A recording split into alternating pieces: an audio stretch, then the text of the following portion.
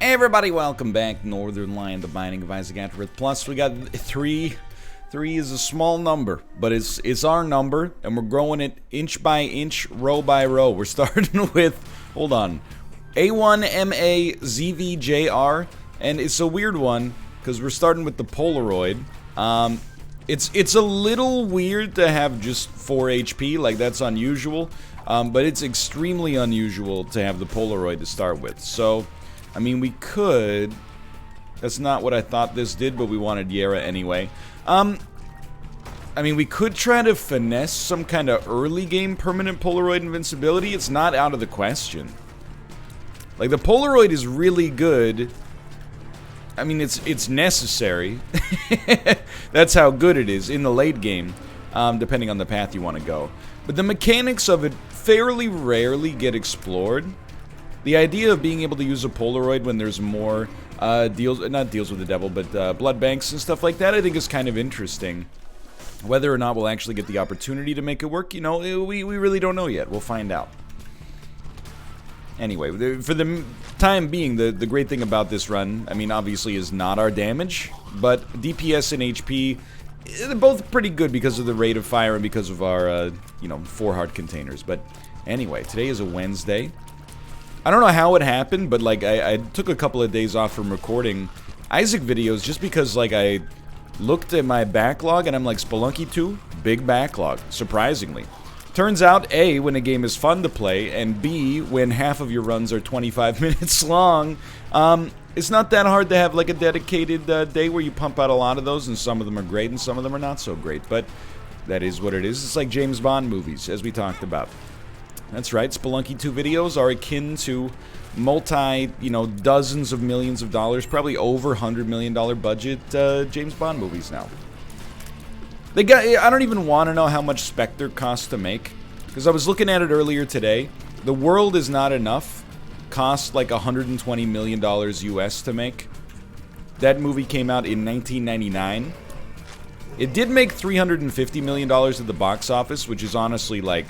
money that the global economy will never get back, but anyway, there's some fun moments in that movie, I suppose.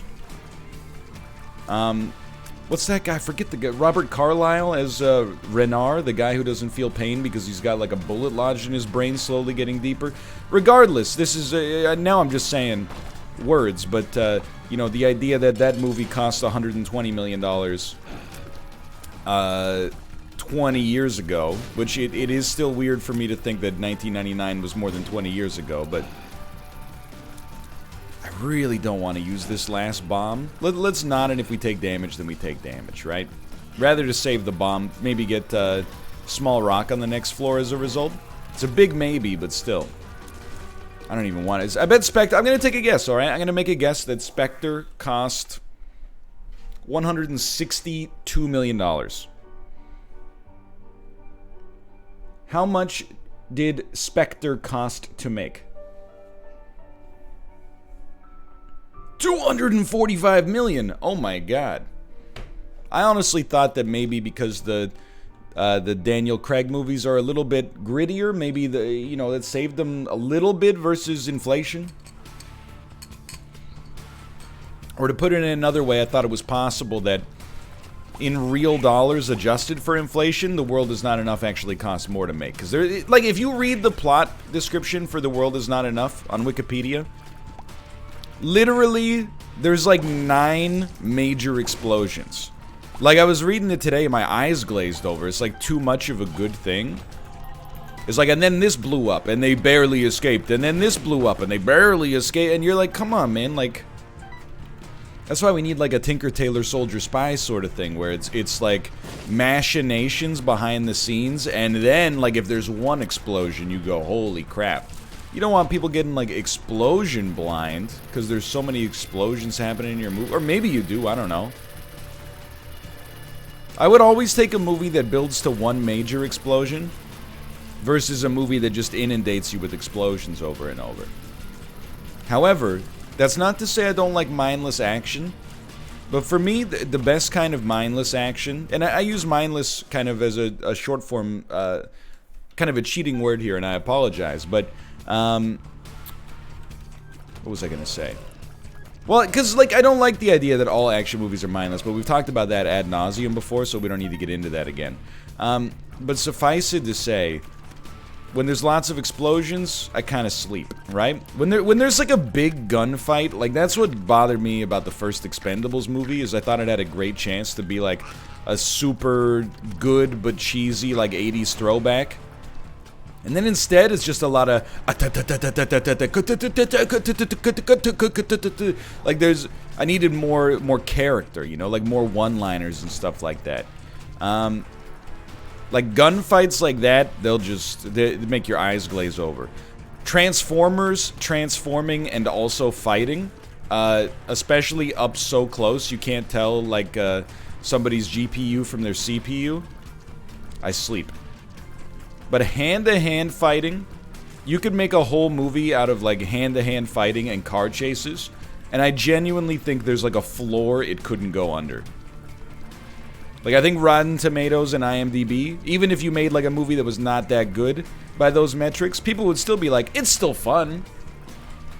It's not high art, but they're still fun. Or they are still fun, sorry. Excuse me. So I'm at the point now, like, we've held this Yarrow rune for a long time. Let's be realistic, you know? Let's become stock traders. You know, we're holding some Tesla stock. But I'm 14 years old. I'm not gonna hold this until I retire. It's time to start getting some freaking returns, you know? Let's pay for a Bugatti or something like that. So I think we're gonna blow this up. And we're gonna use this Yarrow rune. And we're not gonna use it... Well, you know what? Let's use it right here. Why? We get a card, and we get a pill. The pill was relaxed, so that was a high amount of value. And, you know what? This is a good lesson about investing, I think. The lesson is, don't listen to me. Okay. So we have... There's a tinted rock back here. This is what I was looking for. We could have Yarrowed this as well. I'm not going to say it would have been better, but it wouldn't have necessarily been much worse, at least. You got to get something out of it, right? We're not going to hold that Yarrow forever and then just drop it as soon as we get an Algiz. This run is... I would classify the danger level on this run as a mixed run. There's a lot of insulation. Like, we got a lot of... Our bank account is stuffed. However, our cash flow is running into trouble. You know, we have not picked up very useful items that are helpful for us. We're holding a bad spacebar item. Polydactyly doesn't really help. Also gave us another relax pill, which doesn't really help. And then Krampus, either way, this is an improvement. Because we'll either get Lump of Coal or we'll get Krampus's head. And, you know, I have to give it up. The balance between these items is actually really good. Most of the times in Isaac, there's like a guaranteed, like, I want to be holding this item instead of this item. In Isaac, or sorry, for the Krampus fight, it varies, right? Like, there are some times where you're like, Lump of Coal's great, and sometimes where you're like, you know what, it's good, but I'd rather have Krampus's head. This is a situation where I would rather have Krampus's head. Mostly so we can get rid of Data Miner, the temptation of which will eventually trick me. Alright, now, you might not love this one, and I'm not sure I love it, but while we caffeinate, let's go back to this curse room. See what we get. Oh, dude, that's actually very great. It's extremely not bad. Now, if only we'd come in here before we'd... Hold on. Just pop it. If only we'd come in here before we got into our shop, but then if we'd come in here before we got into the shop, we would have reduced our chances of getting a deal with the devil by 66%, repeating, of course. But if we had reduced our chances of getting a deal with the devil by 66%, repeating, of course, then maybe we wouldn't have fought Krampus, and as a result, instead, we would have been able to go to the deal with the devil on the next floor with 100% efficiency, but then if we got to the deal with the devil on but then we might be missing the one that's 4 floors from now, and, you know, I've gone cross-eyed, you know? You can't play that game. Excuse me, waiter, something's wrong with my per throw. It gave me the same item. Anyway, get me out of here. You know what? Send it, dude. Send it. Yeah, there you go. Consider it sent. I'm going to continue caffeinating, although based on that little tirade right there, I'm not sure we need any more.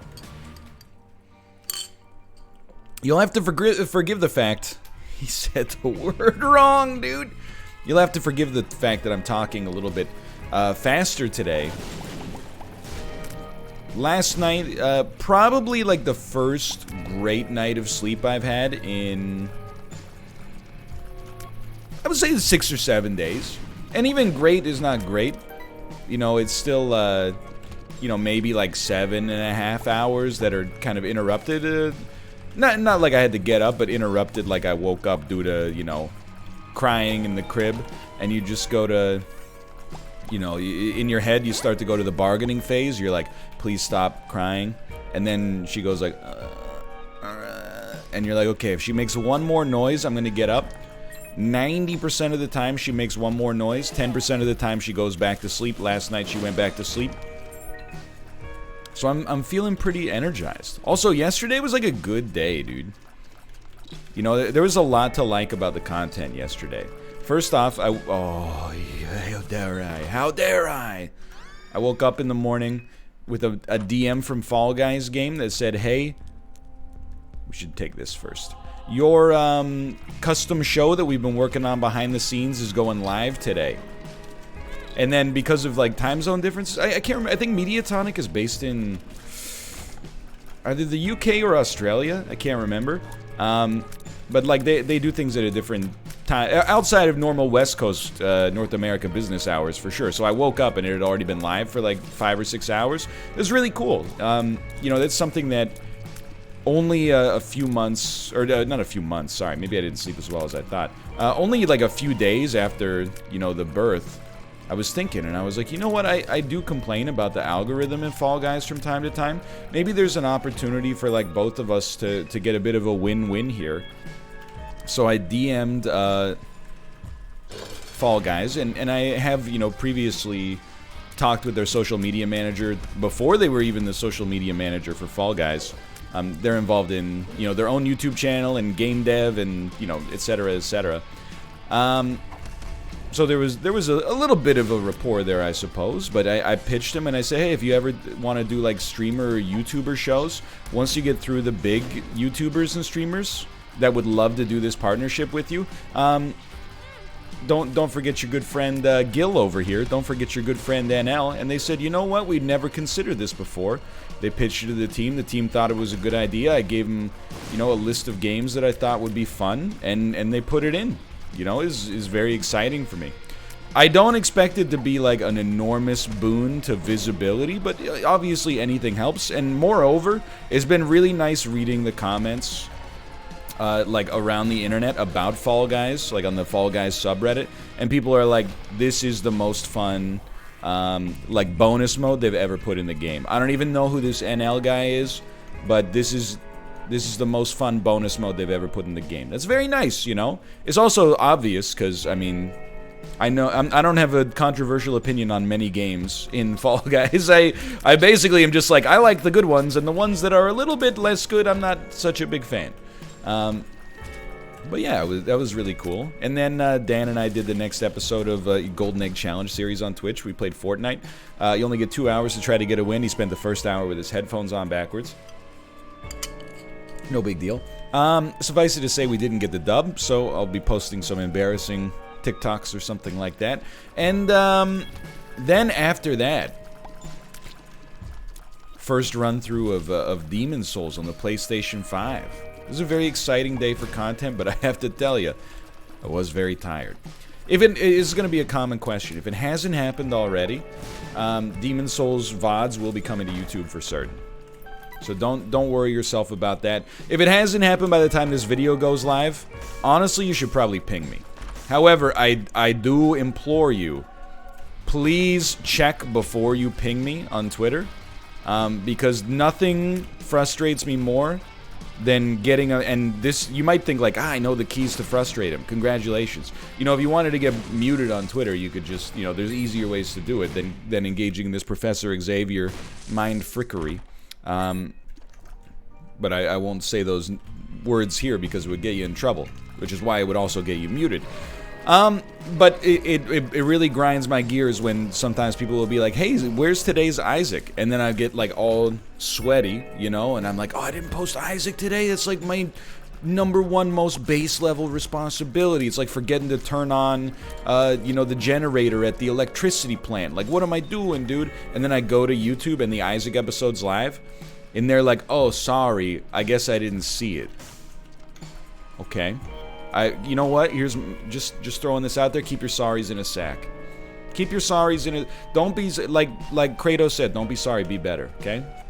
I know it's a little rude, but... You're sucking up a little... It's just time that I'll never get back. And time that you'll never get back, for that matter. And then also, I forgot, it was like a big day for like new content, too, because I posted that first chess video. Of chess puzzles, and I'm kind of getting a little bit more into the world of chess. It's very exciting. I think I'm at a point, it took me a while to get here, but I'm at a point where, like, I am okay with being backseated on chess. That was what the process took so long was. Because you gotta understand, as a teenager and a preteen, you know, some of my self-confidence is and self-esteem, as embarrassing as it is, was wrapped up in the fact that, like, you know, I was the best chess player in my high school.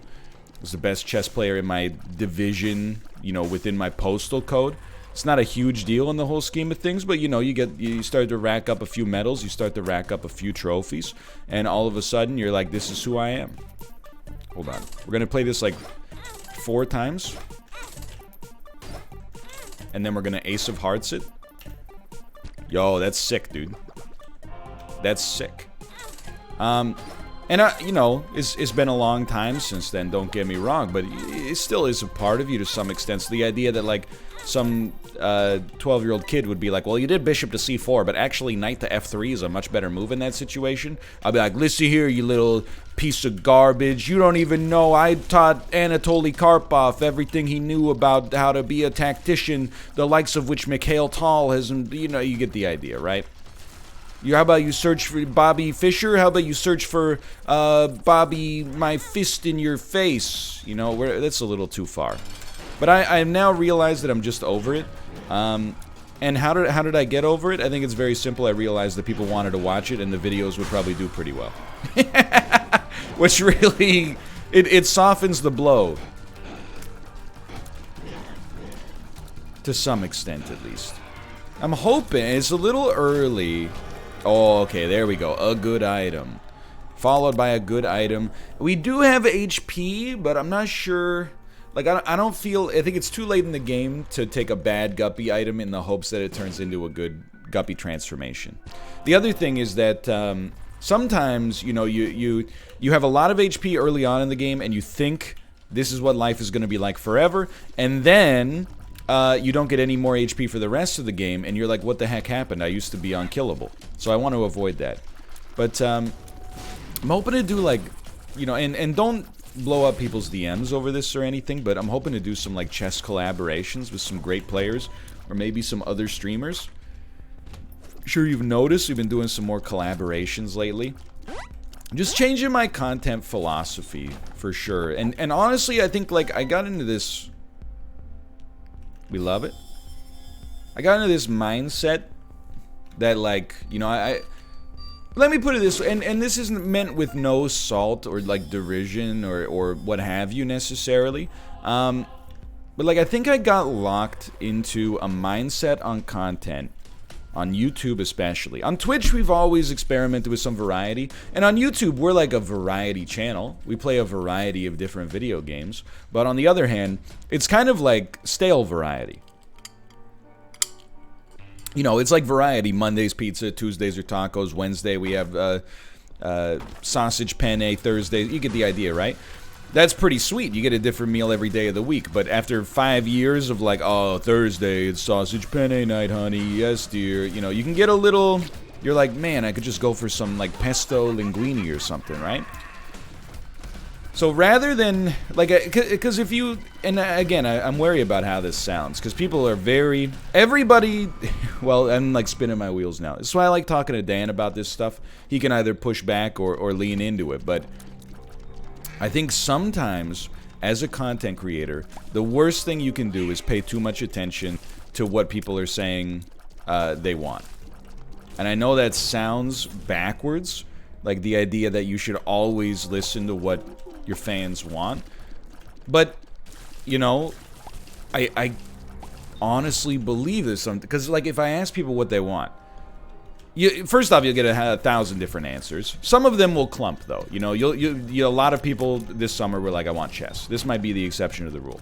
But you'll also get people that are like, you know, you should really start playing Genshin Impact. You should really start playing this. And actually, the thing that I get most is way less like new content and way more like, hey, return to this thing that you used to do like 5 years ago. You know, play some FTL.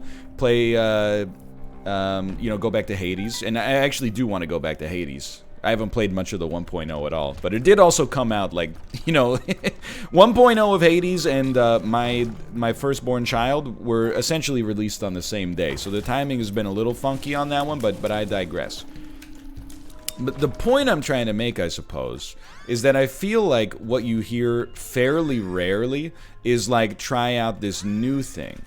And that, you know, people get resentful sometimes when you try out new things because they think that you're... I've noticed this with the thumbnails and the discourse surrounding it to a big degree for sure. I'm going to try this. You know, people are like, you know, it's insulting to your long-term fans that you're like trying to market to new fans. I kind of disagree. I think really is like, you know, when you make good content, people will show up. So what are the pillars of this good new content? You know, one is, let's not be afraid to try more games. You know, let's not be afraid to say like, hey, there's gonna be no Fall Guys episode today, and instead we're gonna play a game that we haven't played in a long time, and we're gonna bring in like a content creator who's good at it. So I'm not just spinning my wheels and going like, what the heck is this? What the heck is this? Right? So that's like how we got the Rocket League stuff started, how we did the collaboration with Mercy. You know, that's what I'm hoping is going to happen with chess. We're talking about like doing some Dead by Daylight as well, because I've been kind of like pretty lukewarm on Dead by Daylight, but the fact that that game still exists and has a huge community and like a lot of people that, you know, I enjoy their company, enjoy playing it, I'm like, I must be missing something here. So let's give it a try, and if it works, great, and if it doesn't, great. We gave it a shot, right? So that's my new philosophy about, like, you know, collaborations and stuff like that. I'm hoping to see and also do more of them, and I'm way more open to it. I'll be the first to admit that, you know, I think on YouTube especially, I've been stuck in my ways, and it's been fine. Like I don't want you to like think from this discourse like, oh, the YouTube channel is collapsing. It's not like basically it's just, I'm trying to think of a good metaphor for it, or a good comparison. I think we'd rather have Chariot. We've built like an unbelievably stable product where we can mispronounce words and people will find it hilarious. We built an unbelievably stable product here. You know, Isaac Spelunky 2 especially has been really good lately, and then people are like, we enjoyed like your weird takes on things, your verbiage, you know, occasionally your tier lists, and, you know, you like my personality, I guess is a good way to describe it. However, you know what I think is a good way to describe it? I think I've been a little bit like Costco, but bad. Kirkland products, everybody seems to like them. They agree they're high quality. You might be like, man, I wish Kirkland made like a scotch. Man, I wish Kirkland made toilet paper and not just paper towels. And then Kirkland is going like, no, we gotta focus on our paper towel empire. You know, we could try to mix in a little bit more. If people like the product, instead of being like, well, we should only make the stuff we're already making, let's make that, and occasionally just... You know, like when you use a straw and you put your finger over the hole and you just suck up a little bit of liquid? Let's suck just the slightest little bit of crude oil out of the old content and try throwing it into a new bucket and see what kind of stuff pops up, you know? And based on the performance of that stuff so far, I think people are really enjoying it. You don't know that, like, maybe you do, depending on whether or not you're... You know, you work with YouTube or have a hobbyist YouTube channel or whatever. But in analytics, you can see like two different, well, you can see 1,000 different spectrum to examine content performance across. Sorry to put on my business guy hoodie. I've been wearing my my content creator hoodie for a while. Now it's time to put on my business casual hoodie that I got from doing my Unity development certificate in Redmond, Washington. I didn't get the hoodie. It was a little expensive. I got the shirt, but it doesn't really fit anymore, and also my Unity certificate expired in 2019. But anyway, regardless, that's neither here nor there. The point is, I still know how to instantiate an object, okay? It's object followed by new vector 3, or, well, it doesn't have to be new vector 3, you know, it could be a three-dimensional vector related to something in the world space. Like, for example, if, you know, you collide with an enemy, maybe the enemy dies, and then it instantiates a new, like, collectible or power-up or points or something like that at the origin point of the enemy sprite's death, or the enemy game object's death. And then you also get, I believe, with the vector 3, you have an option to put in a fourth variable for a quaternion, but anyway, it's been a while. Or maybe that's the third variable in the instantiate function if you want to overload it. But regardless, anyway, I was on a good train of thought there, and then I got a little distracted by you. Not my fault. Certainly not my fault. We should have put these to border the skulls as well, but whatever. What was I talking about? Oh, yeah, so you can see the performance of content based on a number of criteria, and one of the things that I look at, and I use this as a guiding principle of what to make, at least lately, and I also, you know, I do solicit feedback from people, or perhaps more accurately, feedback that was unsolicited is foisted upon me at many opportunities. But one of the things I look to is like, okay, you can see the breakdown of how a video is performing with subscribers versus with people who are unsubscribed. One thing, the thing you love to see is, and this has been showing up a lot on this brand new content, which should explain why maybe you're seeing a little bit more of it. On the new content, subscribers are watching it like, on average, I would say 30 to 500% more than they're watching the average, like, you know, Isaac or New Spelunky or Fall Guys video. Or Twitch VOD. Which makes sense. It's new, hot content, it's fresh, people are going to give it a try, and then after like multiple, you know, episodes of the same thing, it's going to hit the same level of fatigue, you know? People love chess right now, people love Family Feud. If we were like, episode 4,000 of the Family Feud, there's going to be, you know, a few thousand people that are going to be like, I still want to see it, but there's going to be a lot of people who are like, you know what, you know, please play some Among Us. It's the natural circle of life, you know. Very few people end up watching the same, you know, 2 television shows for 6 decades, you know. And then the other thing that I'm seeing, I'm trying to find the sweet spot where both the algorithm and the subscribers love it. So that Family Feud video was in there. The thing you love to see on YouTube is it says, congratulations, this video's taking off. More of your subscribers are clicking on this video and watching it for longer, and more people are clicking on it on the YouTube homepage. That's where you're like, I got a winner. But anyway, all I would say with the, you know, with the respect to this is, you know, if you see experimentation on the YouTube channel, I'm always open to feedback, but you also have to understand how the feedback comes across sometimes. And I know it sounds salty, but like, here's what I mean, alright? I'm trying to find a good example that won't offend people.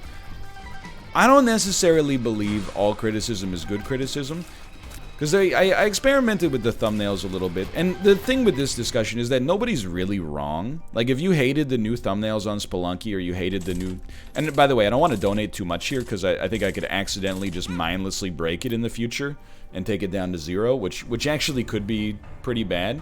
But some of the... If you don't like the thumbnails, whatever. Let me caffeinate before I get myself into trouble. I don't necessarily like the thumbnails, but, you know, it's something that I'm experimenting with in order to see, A, how people like it based on the analytics instead of just the squeaky wheels, and then B, you know, like, you know, everybody sucks at something until they do a lot of it, and in particular, like, art and design doesn't come easy to me.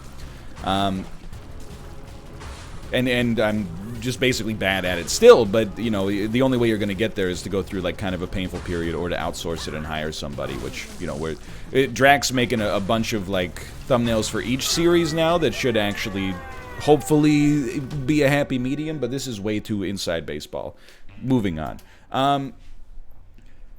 Sometimes, I think you have to almost bake in... Oh, that was so good. You have to almost bake in this idea that anytime you change anything, except your hair or a diaper, the feedback is gonna start out as being kind of negative. I don't know if over the course of my entire life I have ever seen a website redesign that people enjoyed. Now, some of you might be saying, and you're logical people, so I'm going to press you on this one a little bit. Some of you might be saying that's because they're all bad. I disagree. If you go back and look at what YouTube looked like in like the year 2010, and you think that YouTube now looks worse, you're blinded by something. I don't know what it is, but you're blinded by something. But blessed voice crack. But, you know, I get it. Your brain builds a model of how to use a site based on its layout, and there's an adjustment period where you're like, the way I used to interface with this is no longer, you know, the way that I can interface with it now, and like the buttons aren't where I expect them to be. And I'm not even saying that those are invalid criticisms, merely that, you know, I understand it because I was the same way. I was like, every time I saw the new layout that Twitter rolled out in 2019, I don't know, that might have been like 2 weeks ago with the way this year's been, but every time I saw that somebody else got the Twitter layout pushed on them, I was like, oh my god, I don't even know if I'll be able to use this website after I'm forced to change to this layout. And then one day I got it, and for like an hour, I was like, this sucks. And then like ever since then, like I feel like they reverted me to the old layout, you know? You grow accustomed to it. Is it better? I honestly don't know, but you just sort of get used to it. But all the feedback is negative to begin with. For sure. And the number one feedback that you get is why change it?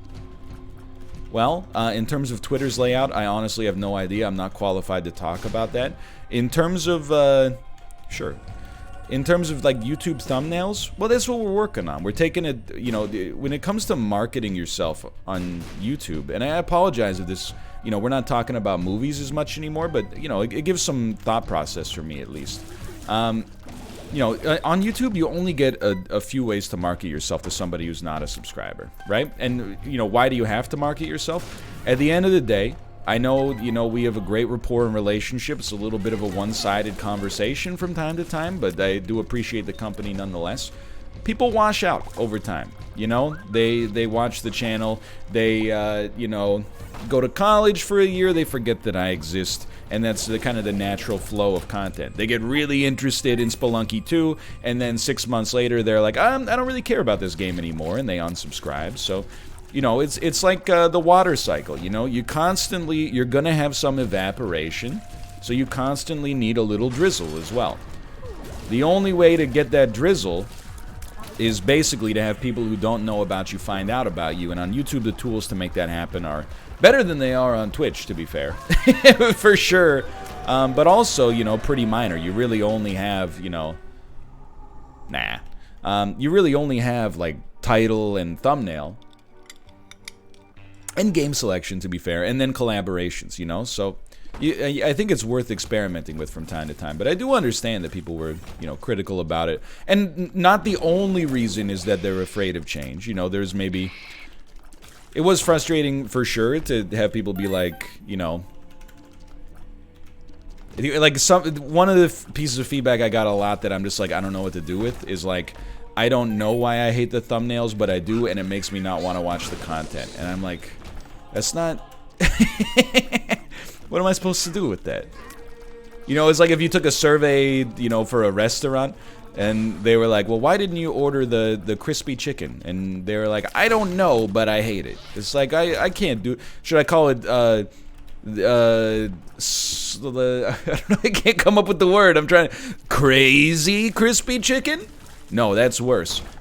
Just chicken? Yeah, that's the ticket. Stop trying to menu bait me. Hearty tomato soup? I'll be the judge of whether or not it's hearty.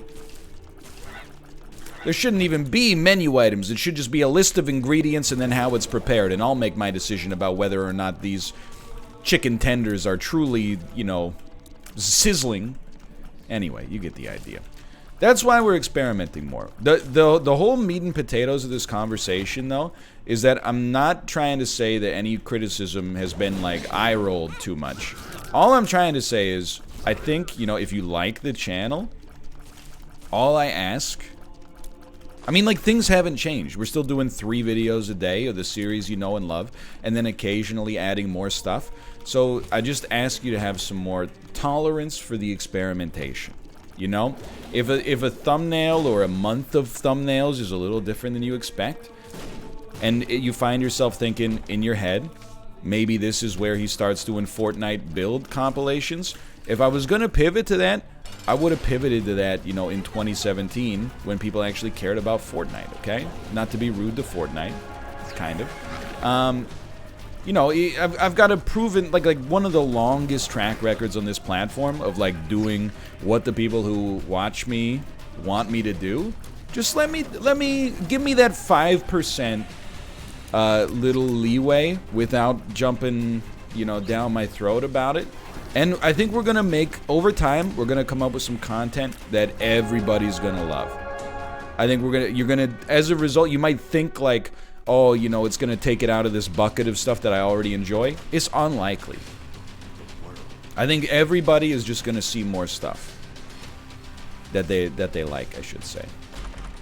Anyway, that's my 2 cents on this subject. Somehow, we have found ourselves at the end of this run. I don't know when that happened, and this is not the spacebar item we want, but I'm also unwilling to go back. Anyway, that's the thing. If you want new stuff, and everybody's telling me they want new stuff, when I give you new stuff, just be like, hey, maybe this new stuff is not for me. You don't need to go to the subreddit and be like, oh, so is he becoming a chess channel officially now? Don't worry. You don't like chess? You know, 10 days from now, might be playing Reversey. Might be playing Dead by Daylight. Might be playing Among Us with Daniel Craig. Probably not. You never know. Might be playing Cookie Clicker. But we're going to try to keep that content churning, you know? Like that guy from The Expanse whose name I've now forgotten. But I'm excited for the next season. We're going to keep the churn going. Anyway, hopefully this is a good little inside baseball for you. I'll tell you, it's so much easier, and also, like, my brain defaults to this all the time, to just keep making the same stuff. And that's one of the reasons, like, people like it, yes, but that's also one of the reasons we do it, is because it's easy. Like, we made a lot of Rocket League stuff. First Rocket League videos did pretty well. It does well on stream. As time went on, people were like, oh, I'm kind of done with Rocket League, but in my brain, I'm like, we should record more Rocket League because there's like this many people want to see it. And I'm like, we all gotta fight against that instinct a little bit because there's only, you know, X amount of time in the day. For now, though, thanks for watching. I hope you guys have enjoyed it. If you did, click the like button. Helps out a great deal. Of course, subscribe if you want to see more in the future. For now, thanks for watching. I'll see you next time. See ya!